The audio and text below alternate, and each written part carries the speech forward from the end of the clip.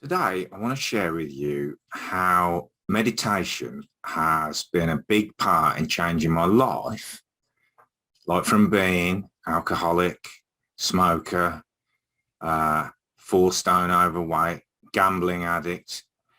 Those are the obvious things, but deep inside, unsatisfied, unhappy with life. Meditation has played a part in that I think you'll find interesting, even though I don't meditate at the moment. So let me explain a little bit about what meditation has been to me, what I do, and what I am thinking of doing in the future or trying out. So 15 years or so ago, I managed to stop smoking after years and years of trying, and it was a bit of a miracle to me how it happened. And I used Alan Carr's Stop Smoking the Easy Way book, recommended by someone else, and I literally stopped smoking the moment I finished the book. I left it for years, didn't think about using the skills I'd picked up in that book for anything else, but then, having always been intrigued about it, I went back and decided to have a look and see how it really works. I was starting to get to a stage in my life where I was starting to ask much deeper questions, like why are we here and what's the purpose of life and all that sort of thing. And when I went back and read that book again, which was many years after I'd given up smoking, I kind of saw a few things that I'd kind of been convinced that not only the advertising and marketing around smoking had led me to believe that it was okay to smoke and that I'd struggle to give up and that I wouldn't be able to cope without it, amongst many other things, but also that my thoughts and my mind, my brain, were a big part of me not being able to give up before. And so I started looking more into that sort of thing. Now, the next thing that happened, which actually got me into meditation, was I was gambling a lot. Luckily, I was pretty good at poker. And when you play poker, you can actually table select a bit, which means you pick who you play against. So it's kind of cheating gambling, really, because as long as you play for the long term and you don't do anything stupid, you can pretty well make sure that you play against people that you are likely to win against in the long term. Well, that wasn't the only gambling I did, but I had a coach and he recommended that I try meditating. And it was really common parlance in poker forum and stuff that the top players meditated, as it is with business now. A lot of the top businessmen big on meditation. Ray Dalio, Scorsese. There's the list's endless, really, and rightly so. So this coach recommended I try meditation, which I'd never done before, and pretty sure he gave us links to some meditations to listen to, which were basically YouTube videos. And the idea was that before you played, because when you're playing, you're focusing hard. And when I used to play poker online, I'd be playing like 6 tables at a time with, say, $100 on each table. So in an instant, if certain things happen, you could lose that $600 in one go. And then obviously you've got to control anger if you're going to carry on playing, or shut down playing, which reduces your playing time, all sorts of things. And he recommended meditation. So I tried this meditation and stuck with it for a while, and I found that it helped. It did make me able to focus better. Now, one of the problems was with my poker career at the time was that I was playing at 4:30 in the morning till, I don't know, whatever's the latest time I could get ready for work, which would have been in those days 6:30, I guess. So I was playing for a couple of hours in the morning and then a couple of hours in the evening after the kids had gone to bed, and studying and my work day was 10 hours, like it was 9 hour work day. Actually, no, it was more like 10 and a half hours, 9 hours at work, 45, 50 minutes traveling each way. But when I got home to the kids, I had one thing that I always did is when I got home to the family, I didn't do I was trying not to work, and I was definitely not playing poker or anything like that. That was my family time. But because I didn't get home from work till 6 o'clock, it was only an hour and a half till they went to bed. And then it was like eat and start studying, playing poker. Well, the meditation did make me play better. It made me more able to stay at the tables for longer when the bad luck came, which is a big part of poker. And it enabled me to focus better. It enabled me to actually probably sleep better as well. But they're kind of surface level things. And that's what most people think of when they think about meditation, I think, is that you do the meditation and then you get a result afterwards. And the more I think about it over the years, the more I realize that that's not the truth, although that can happen. So now I'm in a position where I look back on that meditation. See, I haven't really meditated for what must be 5 years, maybe 7 years, something like that, per se. Because what happened to me is that I found that after meditating for a long time, more asking the questions, more learning about consciousness, unified field, true self, cosmic self, if you like, and who I really am deep down, and that's more than the person on the surface level, I realized that meditation had really helped me to get there. Because when you meditate, there's so many different forms of meditation, but when you do a basic meditation, you are being the observer. You are able to slow down and watch the thoughts that are going on in your head. Now, a lot of people have a belief that you're supposed to be able to focus on something and not let the thoughts come. You know, you're able to become a closed system. And that's not the idea of meditation, as far as I can tell, and in all the different practices I've tried.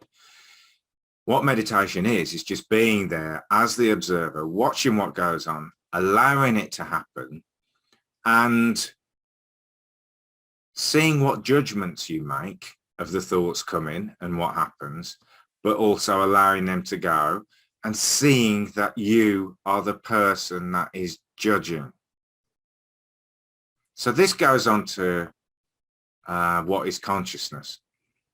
Is a conscious being something that sees the color red? Maybe. Or is a conscious being something that sees the color red and then can see that they are seeing the color red, can decide whether they like the color red, can use red for other things that, say, a computer wouldn't. Consciousness is that next level. And meditating allowed me to become more used to being at that level of consciousness rather than living on the surface. One of the greatest analogies that loads of spiritual teachers use is like the ocean, and how the waves and the ripples on the top of the ocean are how most of us are living our day-to-day life, like on a surface level, on the interaction with where the air and the water meet, the surface level there. And it's like forgetting that underneath, especially in the middle of the ocean, there are miles of depth, and the sort of lower down you go, the more still it becomes. Whereas on the top, it's constant activity, which is fine. That is life, but it's realizing that that isn't all there is. The deeper down you go, the more still it becomes. And that's the place where meditating allowed me to spend more of my time.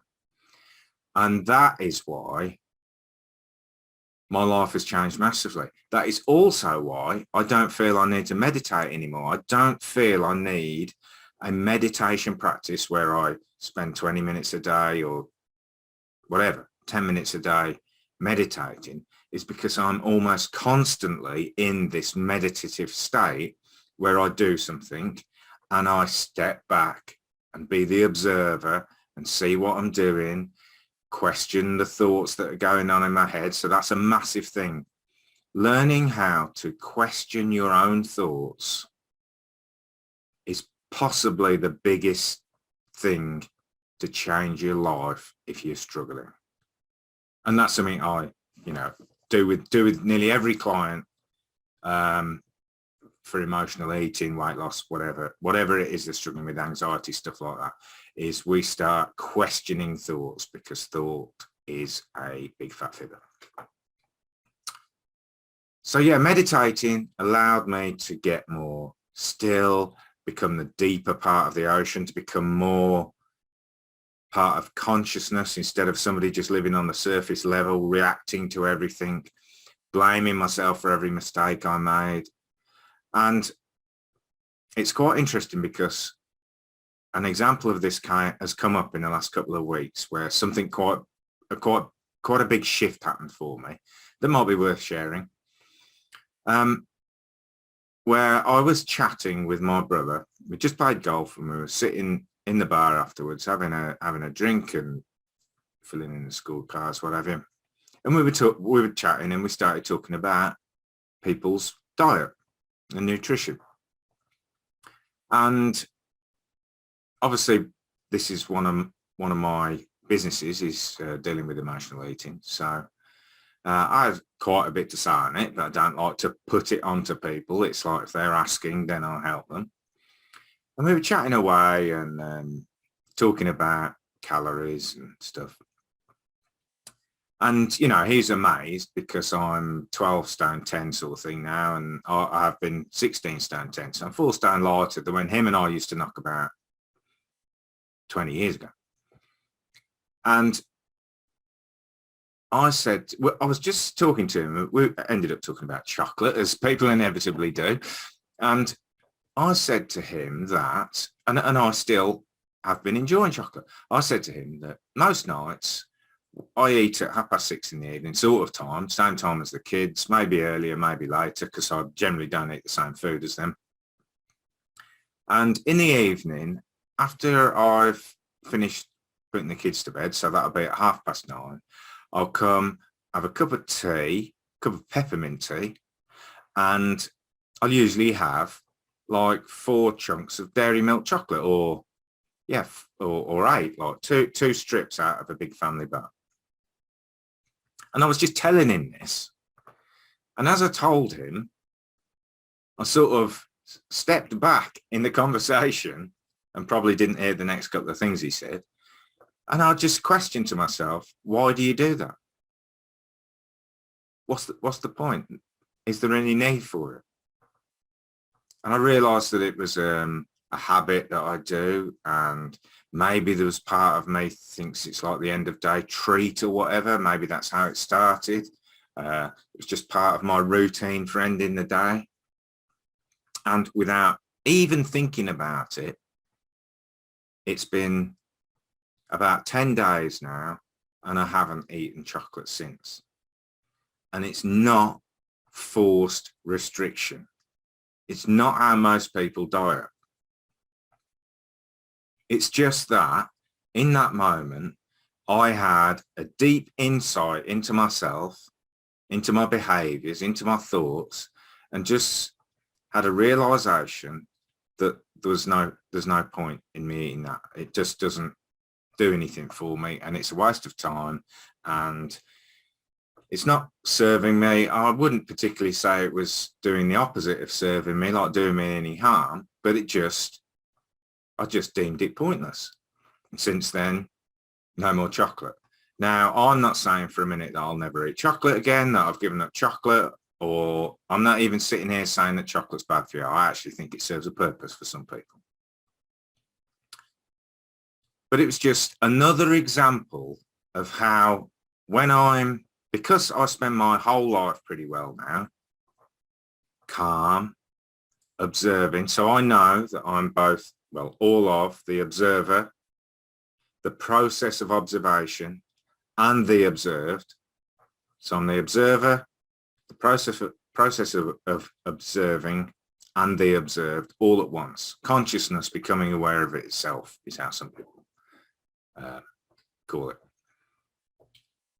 And it's that that's changed my life. It's that observing and realizing that I am consciousness, I'm all of those things. Now, when I gave up alcohol, which is 19 months ago nearly, it was pretty similar, really. I was a big drinker. I used to drink over 120 units of alcohol a week for many, many years as well. And I had this inkling that I wanted to just knock it on the head, alcohol. And I was also of the opinion with alcohol that it'd be an all or nothing giving up thing, like that I wasn't going to just drink, one drink a day. It was either going to be give up or just carry on as I was, which wasn't that bad at the time, I suppose, but it was still over the recommended allowance. And it sort of came around to January last year, 2020, and I thought, I'm going to give up alcohol because somebody else said they were doing stopping for January, and I thought, well, this is a good time, I'll give up. But actually there was a part of me that kind of knew that I wasn't going to give up and that it was just a see how you go thing. And I think I lasted a couple of weeks. Did it feel like restriction? I don't think so. But then I got the results for my personal trainer exam, which was kind of like, I think it was kind of a guaranteed pass once you'd done all the things in the test. And after the physical, practical part of the test, I spoke to the examiner, like you have a little chat with him, and he was like, that was excellent. So I kind of knew I'd passed. But on the day the thing came through, it was like, I'm going to have a few beers. And ended up having quite a lot of beers, but that was kind of an excuse. But so then it was like, well, forget about that. Don't worry about the no drinking thing. And then in May of the same year, 2020, I just stopped. I was just like, it doesn't serve any purpose. It's not good for me. Alcohol's not good for you. It certainly wasn't causing me to get in any of the states that I used to get in. But it was just like, this isn't, I don't know. I don't even know how to put it. This isn't how I feel I'm serving myself. So again, the three processes: observer, observing, observed. I just didn't see any use of it. And I stopped. And on that day, so it's not like the chocolate thing, on that day, I knew that I will never drink again. And that's why it's so different for me than for most people who are trying to give up, because most people trying to give up are restricting themselves, which means they still have a deep belief that whatever it is they're restricting from is good for them, that it serves a purpose, that it's a treat, that it relaxes them, and that sort of thing. All of those sorts of things. Now, while you still believe that it has more benefits than, what's the opposite of benefits? Than problems, then you're always going to be pulled towards it. And then because you know it brings problems, you're going to blame, shame, guilt yourself when you do it, which just causes more stress. So, yeah, I suppose what I'm trying to say here is that actually meditation led me to become a deep level observer of myself, knowledge of the fact that I'm the observing process as well, and that I am the observed. Most people are living their lives in the part of the observed, not realizing that they're the observer and the observer. Just living on the surface of the ocean, reacting to everything that happens immediately, kind of spending a lot of time in sympathetic nervous system, fight or flight, reacting quickly. Now, the more you get better at the kind of observer way of life, part of you, consciousness, awareness, the more you're able to spend time in the parasympathetic system, nervous system, relaxed, able to take a broad viewpoint of everything. So when you trip into the fight or flight system, your focus narrows. You're almost completely taken over. There's the ability to step back and watch goes. So if you're suddenly taken over by food craving, you're in that, and it's really hard to pull out, step back, go, whoa, hang on, I don't need this. You're in. Your body wants to fix the problem. It's in survival mode. It wants to fix the problem quickly. And so basically what you're trying to do with meditation or other processes, or getting a deeper understanding, in fact, more getting a deeper understanding of who you really are, that you are consciousness, that consciousness is the observer, the observing, and the observed. The more able you become to stay out of fight or flight. And we don't need fight or flight as much as we used to, when we were roaming the plains, being chased by animals or whatever. We don't need that so much now. And we're putting things into that system because we're not stepping back and looking at thought that don't need to be there. And that's causing people a lot of stress. So, summary. I will try and summarize, because obviously when I do these videos, I don't plan them out. I haven't got slides for these. I haven't got notes. I just try and talk from where I'm at. In summary, meditation helped me become consciousness became a bigger part of my life through meditation. Do you need to meditate to get there? No, I don't think so. Do I meditate now? Not as a practice, but I would say I spend most of my life in meditation. So I would say now that meditation is almost my way of life, my modus operandi. Is that real? Did I just say that? Yeah, it's just my way of life now, that I'm the observer. I keep being able to step back and see that I'm the observer, that I'm consciousness itself.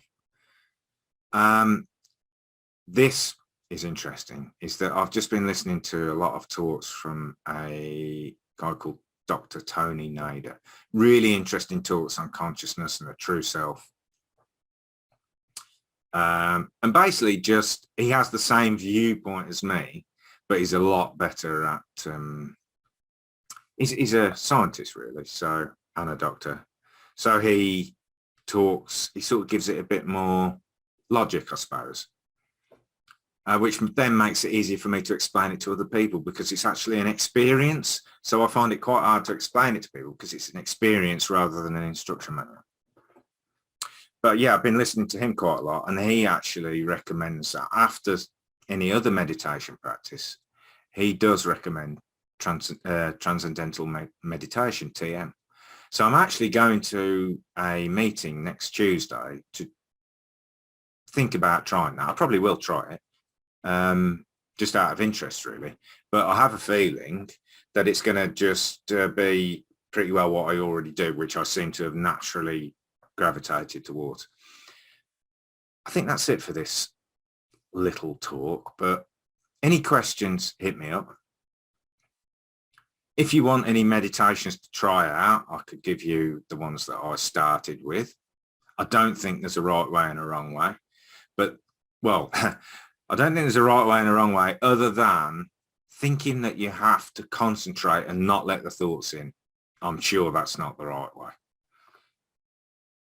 It's all about, as far as I'm aware, or the part of it that's helped me, is becoming the observer of what's going on and not judging it, not trying to stop it, just staying in the observer mode.